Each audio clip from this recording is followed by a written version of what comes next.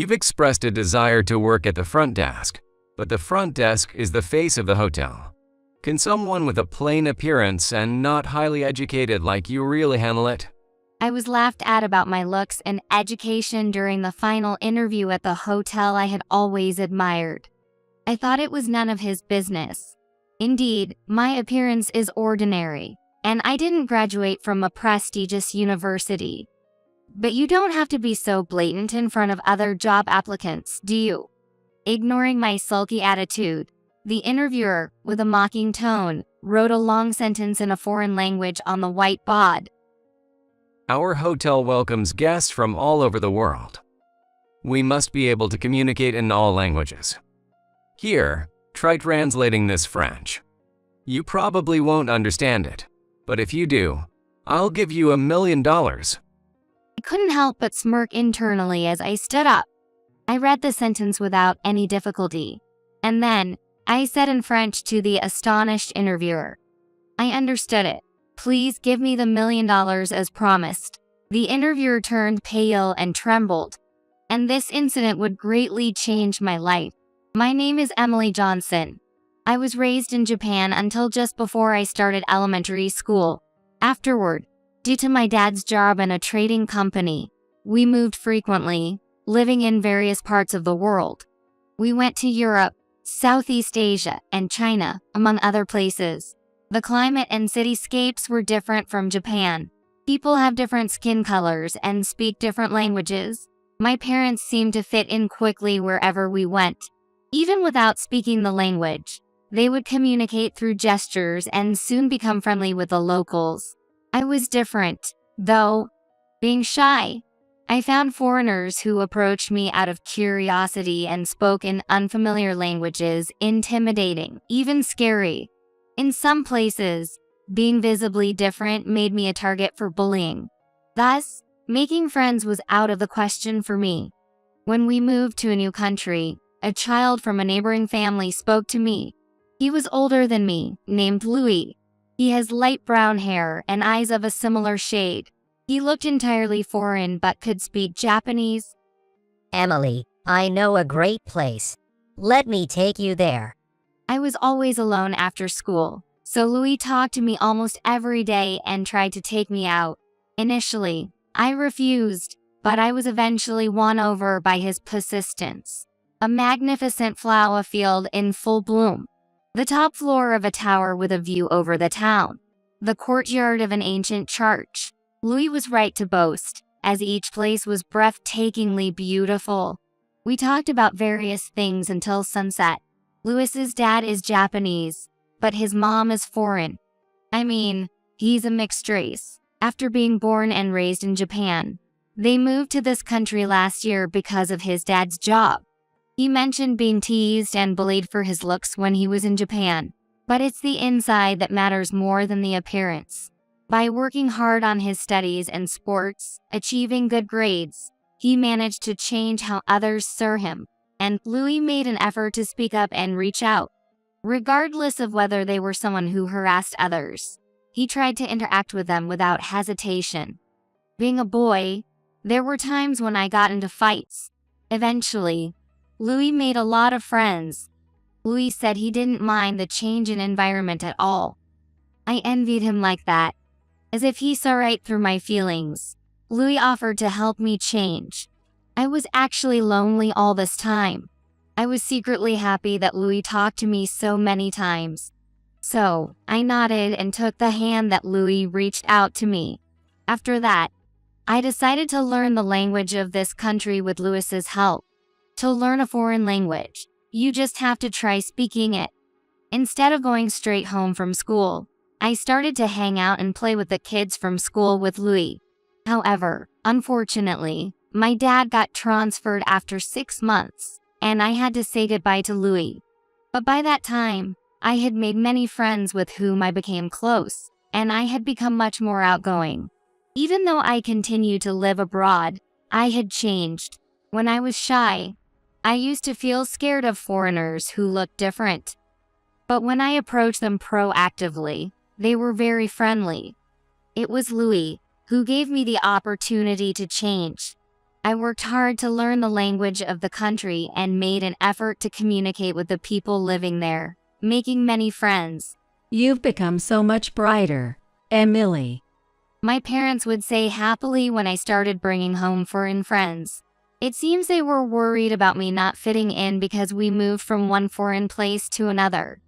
Eventually, at the same time as my high school graduation, my dad got the chance to return to the USA. He landed a good position thanks to his accomplishments, so we'll spend some time in the USA. Even though I started attending a university in the USA, I never lost touch with the friends I made abroad. We kept in touch through letters and social media. Around that time, I started to harbor a dream. Just like I was kindly treated abroad, I wanted foreigners visiting the USA to have a pleasant experience. To realize this dream, I decided to work at a hotel that is frequently used by foreigners. For my job search, I chose a major international hotel chain that operates worldwide as my top choice. After submitting my entry sheet, I cleared the written exam and both the first and second interviews. The final interview was conducted in groups of 3, where we answered questions posed by the interviewers. If I go through this interview, I can work at my dream hotel. I clenched my trembling hands and consciously made a smile to hide my nervousness. However, while the interviews had been peaceful until now, the atmosphere changed drastically in the final round. Don't you even know this? It's common knowledge in any hotel. There were detailed critiques about my background and specialized questions about the job. As expected, the content of the interview got tougher for the final round. Especially, the male interviewer in charge was overly domineering. Perhaps this could be called a stress interview. At the slightest hesitation in my answers, he openly sighed or made disparaging remarks. It was enough to make me feel intimidated. Emily Johnson, how? You wish to work at the front desk, but the front desk is the face of the hotel. Can someone with a plain appearance and not highly educated like you handle it? I thought it was none of his business. Indeed, my appearance is ordinary, and the university I graduated from is newly established and not well known. First of all, isn't it sexual harassment to comment on someone's appearance during an interview? All 3 of you are proficient in foreign languages. But knowing Spanish isn't enough. Our hotel welcomes guests from all over the world, not just Spanish-speaking countries. Can you handle being spoken to in a language you don't know? The interviewer, with a mocking attitude, looked down at his text and then wrote a long sentence on the whiteboard. Try translating this. You probably won't understand it, but if you do, I'll give you $1 million. At a glance, I recognized it was in French. However, the sentence was taken from a magazine published locally and included names of people and places, making it impossible to translate with just conversational proficiency. As a result, the other 2 candidates were trying to read it but were puzzled by unfamiliar words. I guess he really went all out with $1 million. I thought to myself with a wry smile as I stood up. Oh, what's this? Leaving already? No, it's just that the question is too easy. I read the sentence thoroughly. I remembered the time spent with Louis, when I struggled to learn French. Keeping in touch with friends I made in France, even after we parted ways, helped me master reading and writing in French. I read the sentence without hesitation. And I said in French to the stunned interviewer, "I've read it. As promised, please give me $1 million."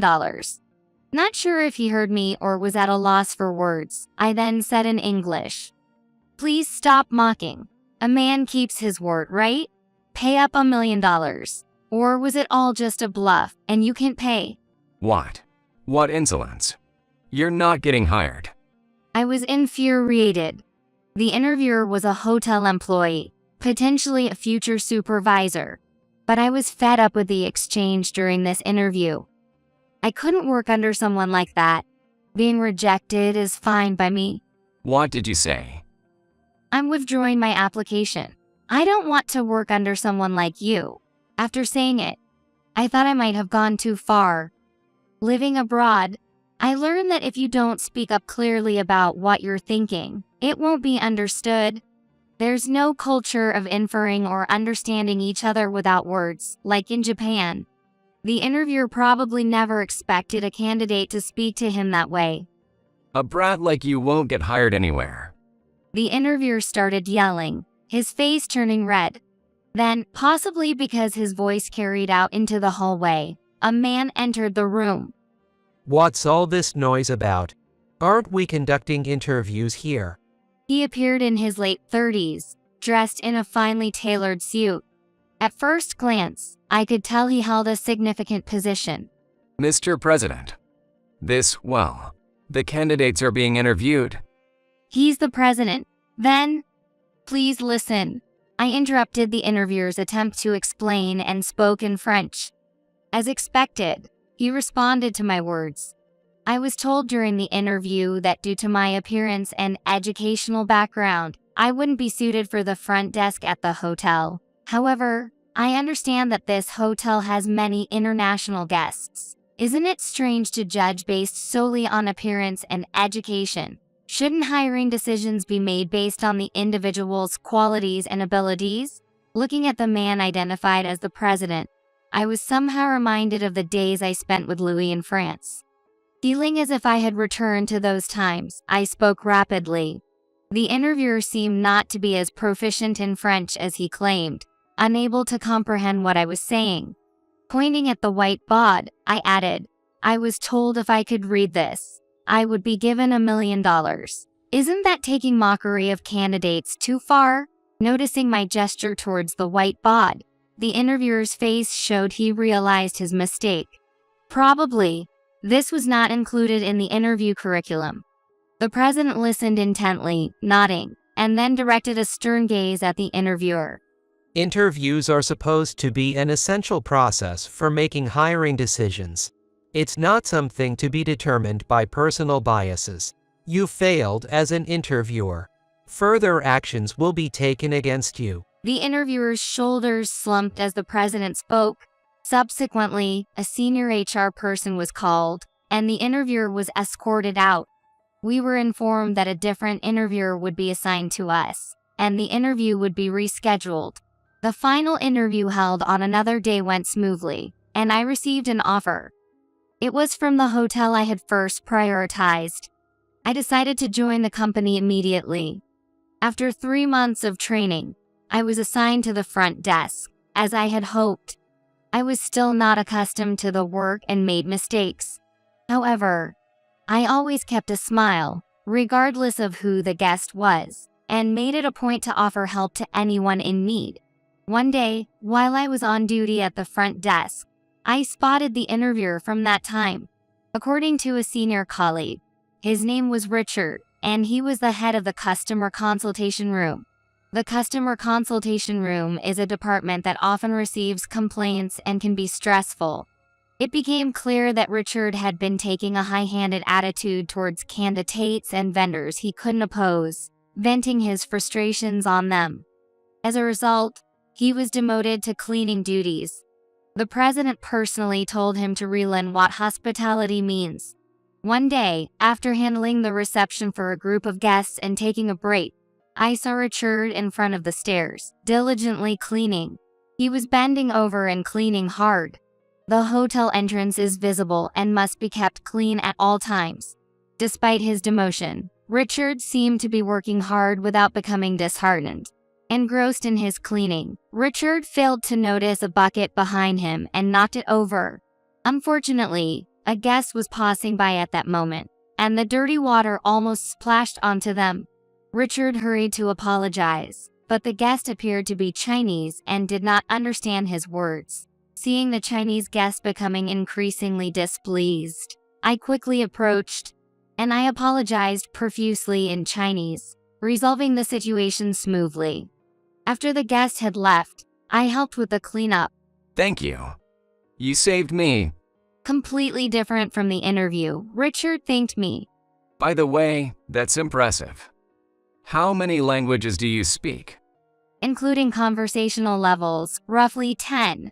Richard seemed taken aback by my answer. He then pondered with a serious look. Being able to speak many languages is a rare talent indeed. I can manage Spanish. I'm also studying French and Chinese, but I have a long way to go. My ability to speak multiple languages was partly due to living abroad for a long time. Studying several foreign languages while in the USA must be challenging. Although Richard seemed like an unpleasant person during the interview, it appeared he had a diligent side. But watch me. I'll learn to speak 11 languages and become your boss. Richard said with a mischievous grin. I laughed and responded, "Oh, I still haven't received that $1 million from the interview time, have I?" That was. Just kidding. Please do your best, Richard. Ignoring the flustered Richard, I returned to my workplace. After work that day, I was approached by the president, despite being young enough to have become the president. He was well regarded for hardly ever staying in his office, preferring instead to inspect the premises. He is known to see off guests at the entrance in the mornings and pays close attention to how the employees work. His motto is to reward the good and punish the bad, promoting talented employees regardless of their age. How's the job going? Yes, sir, it can be tough. But whenever I receive words of gratitude from guests from various countries, I truly feel glad to be doing this job. That's good to hear. The president nodded in satisfaction, and we engaged in small talk. We moved to the break room to continue our conversation more comfortably. The topic of serving international guests came up, and the president suddenly asked me, Emily, you can speak French among various languages. How did you become so fluent? I shared my experience of living abroad for a long time. I was shy at first and couldn't speak much at all, but it was thanks to the boy living next door that I learned foreign languages and became able to actively communicate. I have never forgotten my gratitude towards that boy and have always wanted to meet him again. I spoke to the president, looking firmly into his light brown eyes. During my first interview, the president had complimented my French. I couldn't recall at that time, but after getting the job, it all made sense. Looking back, I realized he was my first love, Louis. Emily. He scratched his brown hair, showing a shy demeanor. The president's name is Louis Wilson. When he laughs, I can see the resemblance to the boy from my childhood. I've been concerned about Emily too. I thought we might meet someday if I was assigned to the USA, but I never imagined you'd end up working at this hotel. It wasn't quite the dramatic reunion I had hoped for, but I think our feelings were fully understood by each other. Although it ended with just a handshake at that time, Louis continued to talk to me afterward. Then the distance between Louis and me gradually closed. Eventually, Louis and I started dating, and 3 years after our reunion, we got married. I continued to work at the hotel even after our marriage. Guests come from various countries and regions, each with different appearances and languages. What's important isn't how someone looks or where they live. It's about accepting differences and trying to understand and meet halfway. I love my job because it helps ensure that our guests, with all their differences, can have a comfortable stay.